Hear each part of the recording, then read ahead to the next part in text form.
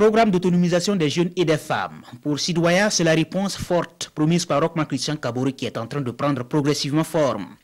Avec les 16 milliards et demi de francs pour des crédits à des conditions défiant toute concurrence, le gouvernement s'est appuyé sur des fonds déjà existants avec l'avantage d'aller vite au lieu de vouloir réinventer la roue. C'est pourtant une démarche risquée, d'autant que les manquements précédemment constatés dans ces fonds n'ont pas été pris en compte. Malversation, manque de rigueur dans l'analyse des dossiers, favoritisme et faible taux de remboursement, relève Sidoya, qui conclut que dans un processus aussi important de la politique de l'emploi, un temps de réflexion n'est jamais de trop. Des policiers radiés, épouses et enfants en renfort sous une pluie battante pour une réintégration à la police nationale, nous rapporte le pays.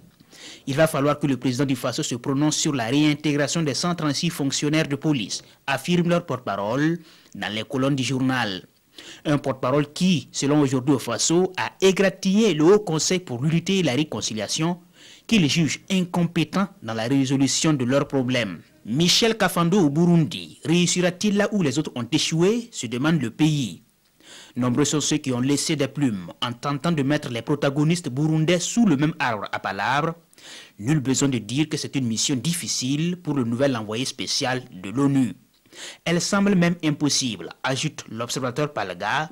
Impossible car il n'y a pas de crise à résoudre au Burundi, en tout cas pas pour l'homme fort de Bujumbura qui croit que tout va pour le mieux dans le meilleur des mondes, que tout baigne même si c'est dans le sang.